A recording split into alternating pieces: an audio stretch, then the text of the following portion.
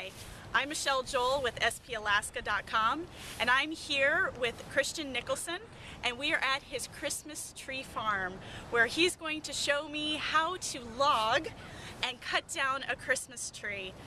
So we picked our tree, and Chris is going to show me how to cut it down. Well, you picked a beautiful Norway spruce tree. This tree is about 7 or 8 years old. And you can tell it has nice dark green color, has lots of buds, which would have been for next year. And don't feel bad about cutting this tree down, because for every tree we cut down, we plant 3 more the following. So you want to just get the saw started nice and level, and once you begin to saw, you want to make sure that you try not to stop, because the blade heats up and it'll bind up. And within 30 seconds, a minute at the most, you've cut through your tree. That's that, girl, that's good. Someday someone's going to ask you, have you ever cut down a Christmas tree? And your answer is going to be yes. At Hidden Pond Christmas Tree Farm. Offer you a job when this is all over with. You can be our resident cutter. I'm excited. Can I get paid in hot chocolate? You sure can, and marshmallows. I'll give you a bag of marshmallows and 10 cups of hot chocolate every day. This is the real way to cut a Christmas tree. This is as old-fashioned and as pure as it gets, and that's why families come from all over to get to experience what you're experiencing. You're almost done. You're almost done. Here we go. Here we go. Timber! There you go. Good job. Thank you. So I'm going to bring this back to the truck, and we're going to get it prepared for Habitat for Humanity.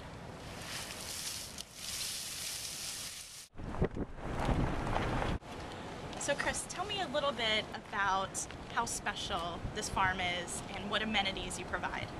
Well, that's what makes Hidden Pond Christmas Tree Farm one of the most special farms in the metropolitan area, is that we offer free hot chocolate, free marshmallows, and free hay rides. As a Christmas tree grower, I made the decision long ago with my late partner Suzanne that we just want to sell our trees, and we won't sell you anything else. I'll sell you a tree or a wreath.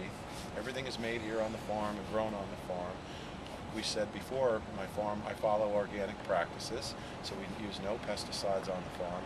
And all those things add up to provide a wonderful experience at Hidden Pond Tree Farm. Says I can grow Norway and blue spruce without using pesticides. Right. And we even get snow to boot from the experience. Look at this, we have a little flurry. There's nothing like a little bit of snow. It just makes the place even more magical than it already is. What you're seeing here is you're here just a couple of days before Christmas, and our season is winding up. Tomorrow's our last day, Christmas Eve, and we've sold a lot of trees. But the life of a Christmas tree farmer, really, it never stops. All my customers say to me, boy, I bet you can't wait to get some time off, and there's very little of that. So we have our tree loaded up, and we're on our way. And want to thank you, Chris, so much. Everybody from Hidden Pond Farm. I am just so grateful for all your generosity and everything that you've done for us today.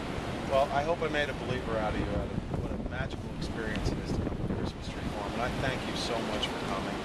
And I want to donate that tree to Habitat for Humanity. Thank you. And I hope you can take this basket of seedlings also. So we'll give these to the kids at Habitat for Humanity. Wonderful. Have them plant the trees, and tell them to call me in about 10 years. I'll come to their house and cut down a Christmas tree. Sounds great. Thank you for coming. Thank you.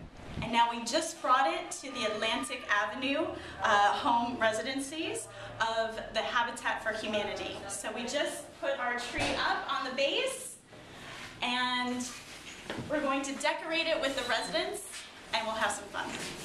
On the way.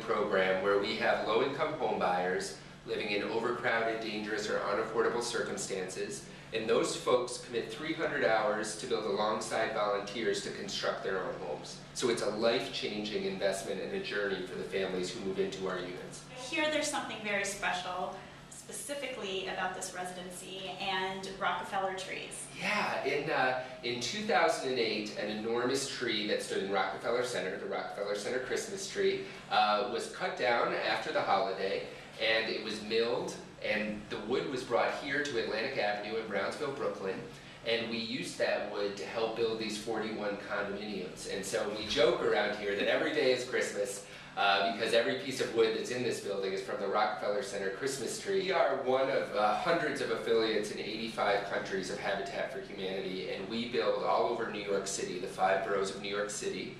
And the city of New York had a plot of land here that was a vacant piece of land that was sort of served as a garbage dump in this community.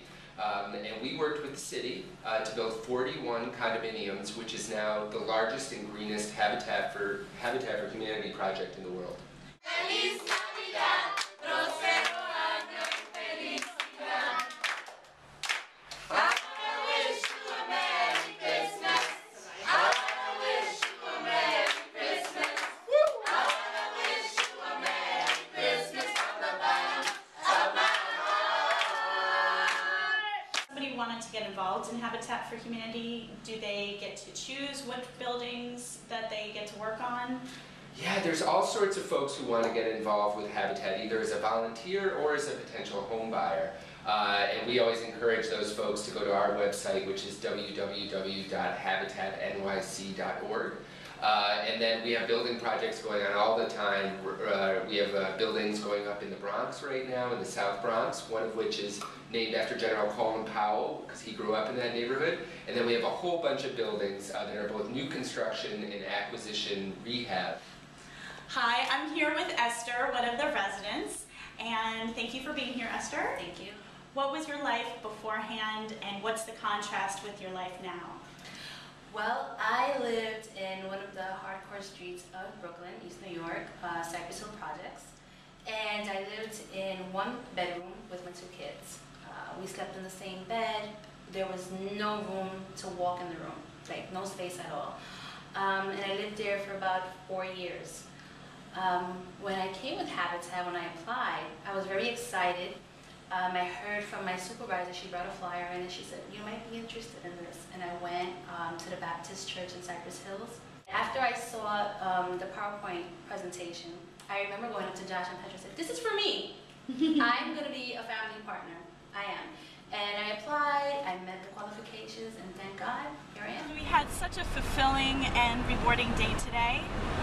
We're heading home, but wanted to wish everybody happy holidays, happy new year, and keep those adventures coming. Thanks so much. This is Michelle signing off. Peace.